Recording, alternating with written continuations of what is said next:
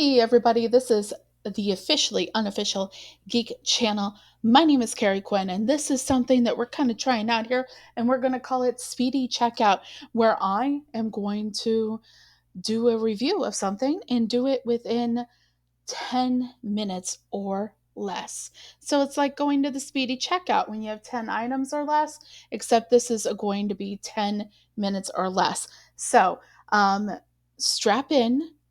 Give me a moment. I'm going to go watch Dead Boy Detectives S1E1 on Netflix, and I'm going to come back and tell you what I thought of it in 10 minutes or less.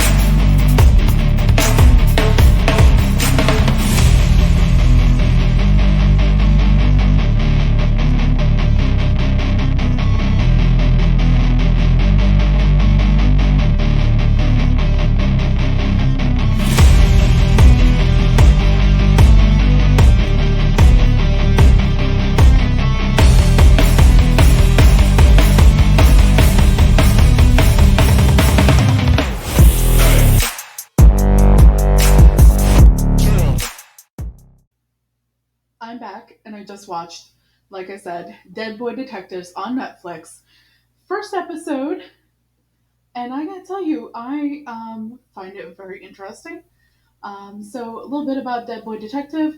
It's a Netflix series, like I mentioned. It's based off a DC Vertigo comic book series created by characters created by Neil Gaiman and Matt Wagner.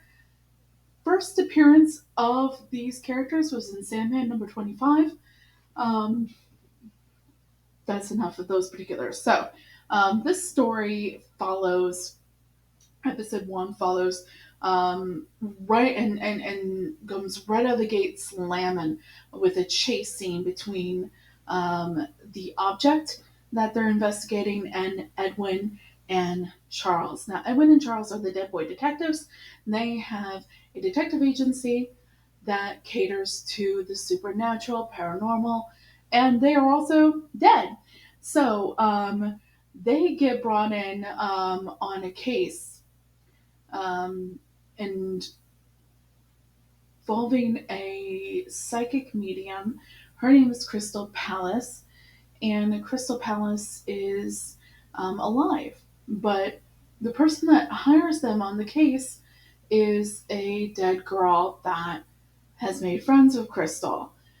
So what they do is they figure out that Crystal is going through some kind of demon possession, and they get her demon exorcised from her using magic and other investigative techniques.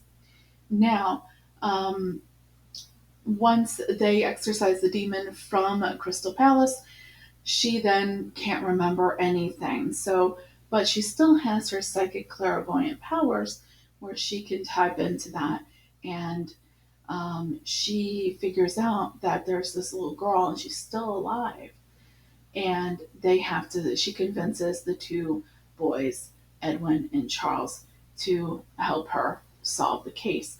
To bring this little girl home, there's only one caveat. Well, it's all the way in the United States. So they are in Great Britain at the beginning of this. It's all the way in the United States, and they have to travel to the United States to solve this case. So what happens next is scene to scene, very exciting process of events that eventually brings us to the at least immediate end of the episode. I wouldn't say immediate end of the episode, but it brings us through a process of them investigating and looking into different leads and finally settling on one lead, and that brings them to solving the case. Unfortunately, it's more supernatural stuff that's going to get them in quite a bit of a pickle probably going forward in the show. Um, Fast paced right from the beginning. You're entering the episode and that first moment of the entire series, and they are being chased by another ghost from World War I, that is confused and upset and going a little mad for a ghost. And they bring him back to the office. They take care of him. He is just a ghost now, and he ends up getting picked up by death. And you find out that the boys have been trying to avoid death. Now, when I say death, I mean death, as in Sandman's death, as in death everlasting, one of the endless, played by the same actress that plays Death in the Sandman Netflix series as well. So lots of fun, lots of high pace, interesting dialogue, and fun. I had a lot of fun watching this episode. I'll probably watch more of it. I actually really did enjoy it.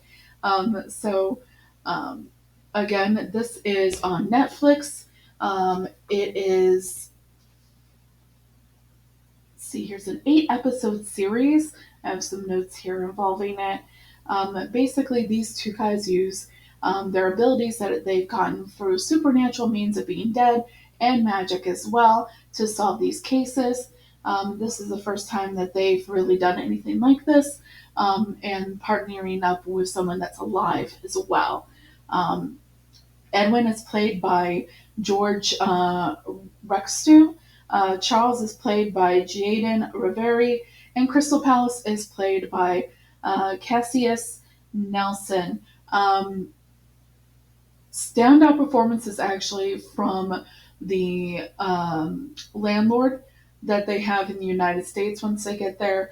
Her name is Jenny the Butcher. Standout performances from that character. I really love the idea of using mirrors to do travel. Um, I love the runes and magic that they're using to work with these different clients and what have you and solve cases. Um, so we have a series where we'll probably have individual, like, I anticipate we're going to have individual stories from episode to episode, but also have an overall arc, having to do with getting Crystal Palace's memories back after being possessed by her demon boyfriend David. So lots of reasons for people to stay engaged, but yet also jump in wherever. If you happen to come upon some friends watching it, you could probably jump in. I'm assuming probably jump in wherever, and not be completely lost without a little bit of information from whoever's watching it with you. Other than that, really great interactions between the cast, and I really felt like this was a really good start for this series.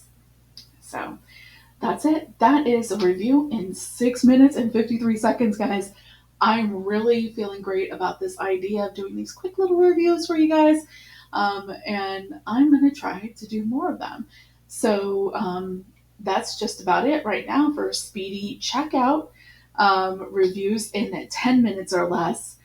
And let me know what you thought down in the comments below. Maybe you've watched Dead Boy Detectives and you have some insight in what I'm saying here. So please share it down there in the comments below. And until next time, keep your eyes and ears open. If you see something, say something. And remember, the complacent never make a difference. So go out there and make a difference. Until next time.